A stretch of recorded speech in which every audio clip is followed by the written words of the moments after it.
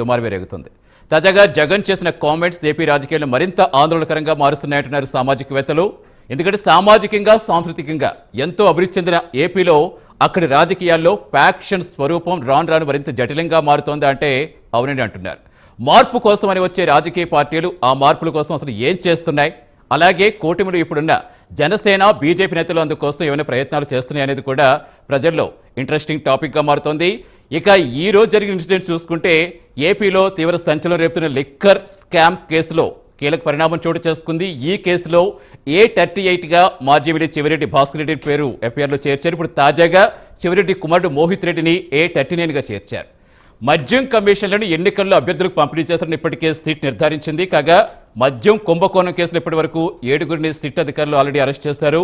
కేసిరెడ్డి రాజశేఖర్ రెడ్డి, అలాగే Sajjala Sridhar Reddy, Dilip, Chanakya, Dhanunjaya Reddy, Krishnamohan Reddy, Balaji, గోవిందప్పలను SIT arrest చేసి కస్టడీకి తీసుకుని విచారించింది కూడా. వారి నుంచి వచ్చిన సమాచారంతో మిథున్ రెడ్డి పాత్రనట్టుగా కీలకంగా నిర్ధారించారు. అయితే హైకోర్టులో మిథున్ రెడ్డి ముందస్తుగానే బెయిల్ పిటిషన్ వేయడంతో ఆల్రెడీ అక్కడ వాదనలు జరుగుతున్నాయి. ఈ క్రమంలో 5 కోట్లు ఆల్రెడీ మిథున్ రెడ్డి గారి ఖాతాలో జమ చేసినట్టుగా సిట్ గుర్తించి ఆ వివరాలు కూడా కోర్టుకు సమర్పించింది. సరే, ఇది పక్కన పెడితే ఈ పరిణామాల నేపథ్యంలో అనూహ్యంగా చెవిరెడ్డి భాస్కర్ రెడ్డి పేరు తెరపైకి వచ్చింది. మొత్తం విచారించిన తర్వాత ఆధారాలు సేకరించి చెవిరెడ్డి ఆయన సన్నిహితుడు వెంకటేష్ నాయుడిని అరెస్ట్ చేసి విజయవాడ కూడా తీసుకొచ్చారు. ఇక ఈ రోజు జరిగిన మరో ఇన్సిడెంట్ చూస్తే మాజీ సీఎం జగన్ పల్నాడు జిల్లా సత్తెనపల్లి మండలం రెంటపల్లి పర్యటనలో అపశృతి చోటు చేసుకుంది. ఇటీవల ఆత్మహత్య చేసుకున్న వైసీపీ కార్యకర్త మాజీ డిప్యూటీ సర్పంచ్ కోర్లగూడి నాగమల్లేశ్వరం కుటుంబాన్ని పరామర్శించేందుకు వెళ్లారైనా. అయితే ఈ పర్యటనలో 2 ప్రాణాలు కోల్పోవడం నిజంగా చాలా బాధాకరం. కారు ఢీకొని ఓ వ్యక్తి మృతి చెందితే మరో వైసీపీ కార్యకర్త ప్రాణాలు కోల్పోయారు. మరోవైపు వైసీపీ నేతలు అడుగడుగునా ఆంక్షలు ఉల్లంఘించారని పోలీసులు తెలిపారు. ప్రాణాలు పోతున్నా జగన్ మాత్రం పట్టించుకోకుండా పర్యటన ఏంటంటూ టీడీపీ నేతలు విమర్శలు గుప్పిస్తున్నారు. గతంలో కూడా జగన్ పొదిలి పర్యటనలో జరిగిన రాళ్ల దాడులు, ఘర్షణల నేపథ్యంలో ఈ ఆంక్షలు విధించామని ఆల్రెడీ పల్నాడు ఎస్పీ శ్రీనివాసరావు ముందస్తుగానే హెచ్చరికలు జారీ చేసినా జరగాల్సిన నష్టం జరిగిపోయింది. ఇక మాజీ మంత్రి విడుదల రజనీ కావచ్చు, మాజీ ఎమ్మెల్యేలు కాసు మహేష్ రెడ్డి, అలాగే గోపిరెడ్డి శ్రీనివాసరెడ్డి, వైసీపీ ఇన్ఛార్జిగా ఉన్న గజ్జల సుధీర్ భార్గవ్ రెడ్డి పోలీసులు తీరుపై మండిపడ్డారు. జగన్ గారికి వస్తున్న జనాదరణకు భయపడే ప్రభుత్వం ఆంక్షలు విధిస్తోందని వారంటున్నారు. మొత్తానికి కార్యకర్తల మరణాలకు పోలీసుల నిర్లక్ష్యమే కారణంగా వారు ఆరోపిస్తుంటే జగన్ కాన్వాయ్ అతివేగం నిర్లక్ష్యంతో ప్రమాదాలు జరిగాయని, బాధ్యత వహించి క్షమాపణ చెప్పకుండా జగన్ రాజకీయ లబ్ధి కోసం ఉపయోగించుకుంటున్నారని టీడీపీ నేతలు ఆరోపిస్తున్నారు. ఇక చనిపోయిన వ్యక్తుల కుటుంబాలను పరామర్శించేందుకు ఇలాంటి హడాడు అవసరమాని కూడా టీడీపీ వాళ్ళు ప్రశ్నిస్తున్నారు. మొత్తానికి ఘటనపై వైసీపీ టీడీపీ మధ్య మరింత రాజకీయ ఉద్రిక్తత పెరిగింది. అసలు ఏపీని ఎవరేలుతున్నా ఏరివేతలకే టాప్ ప్రయారిటీ ఇస్తున్నారా? అధికారంలో ఎవరున్నా హాహాకారాలు తప్పట్లేదా?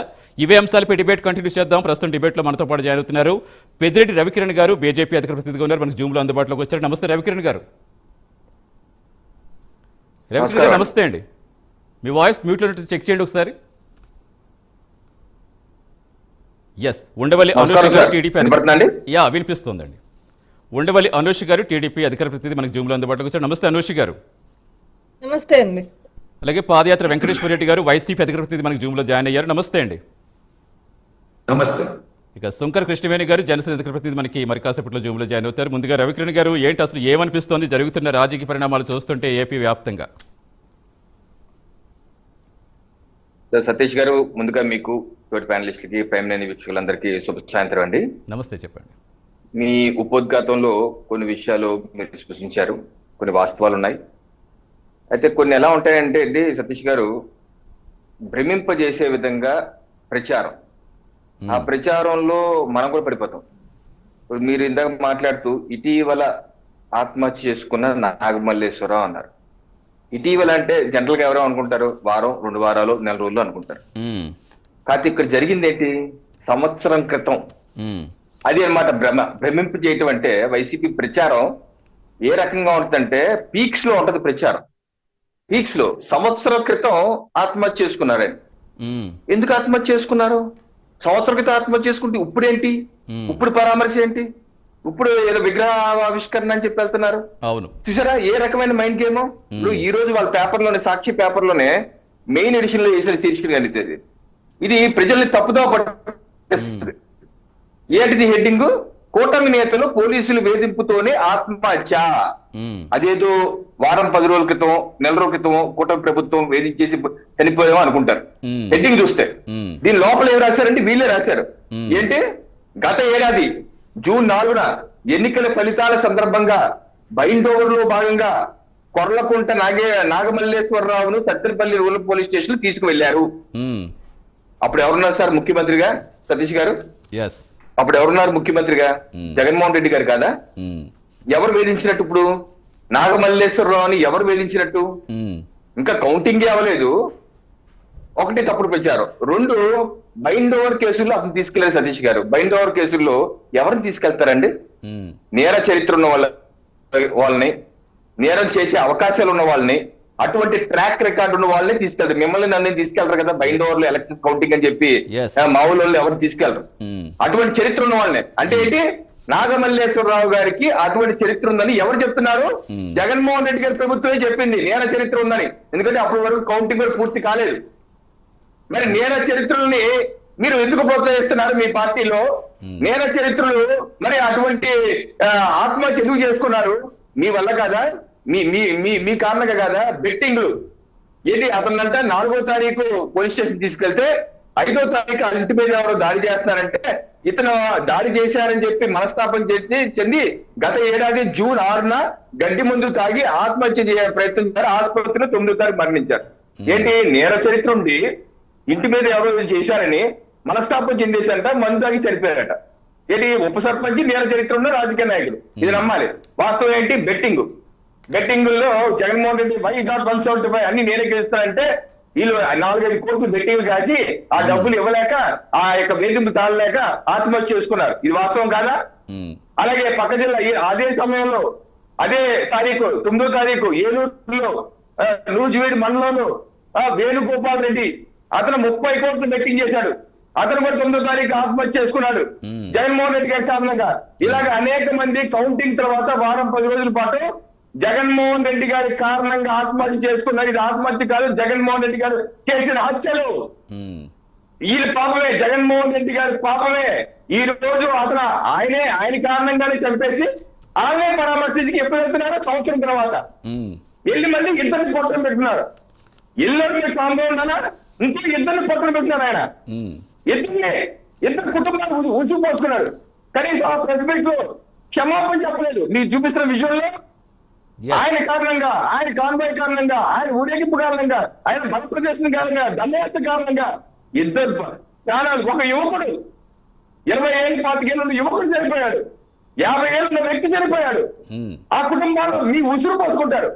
మీ యొక్క ఉసురు, వాళ్ళ ఉసురు మీకు తొలి జగన్మోహన్ రెడ్డి గారు కనీసం క్షమాపణ కూడా చెప్పలేదు. ఎప్పుడు పరామర్శన కూడా చెప్పలేదు. ఈ దారుణం కాదు సతీష్ గారు. ఎందుకు ప్రతి పర్యటన ఇష్యూ అవుతుందంటారు రవికిరణ్ గారు? ప్రతి పర్యటన ఎందుకు ఇంత ఇష్యూ అవుతుంది? ఇష్యూ అవుతుందా? ఇష్యూ చేస్తున్నా అసలు ఏం జరుగుతుంది అనుకోవాలి?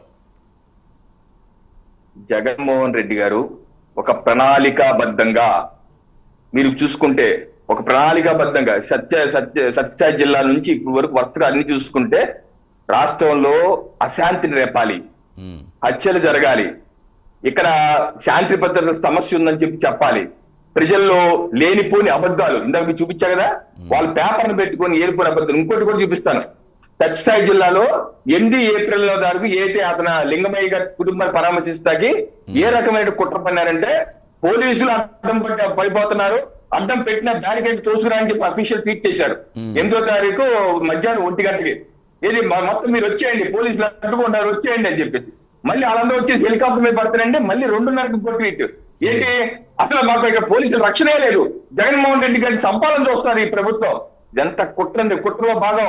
ఒక హత్యాపూరిత నేరపూరిత రాజకీయాల్లో పుట్టి పెరిగి కూరుకుపోయిన జగన్మోహన్ రెడ్డి గారు ఒక ప్రతిపక్ష పార్టీ కార్యాలయంపై దాడి చేస్తే ఇది మన ఫ్యాన్స్ చేశారు, నా అభిమానులు చేశారని సమర్థించుకున్నటువంటి నేర చరిత్ర ఉన్న వ్యక్తి, ముఖ్యమైన ఆ ప్రతిపక్ష నేత చంద్రబాబు నాయుడు మీద రాజధాని చేస్తే ఇది ప్రజాస్వామ్యంలో భాగవంచి సంబంధించిన వ్యక్తి, ఒక నేరపూరిత ఆలోచన వ్యక్తి. ఈ రోజు కూడా అటువంటి విధంగానే రౌడీ షీటర్ని ప్రోత్సహించడం. ఈరోజు చూడండి, ఈ రోజు ఊరేగింపులో ఎటువంటి ఫ్లెక్సీలు పెట్టారో ఒకసారి సోషల్ మీడియా చూడండి.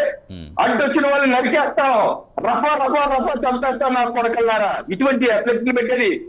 పరామర్శకి వెళ్ళినప్పుడు ఇటువంటి చంపేస్తాం పొడిచేస్తాం కొడకల్లారా అని ఫ్లెక్సీలు పెట్టుకుంటారా? ఏ రాజకీయ పార్టీ ఇది అడుగుతున్నాను.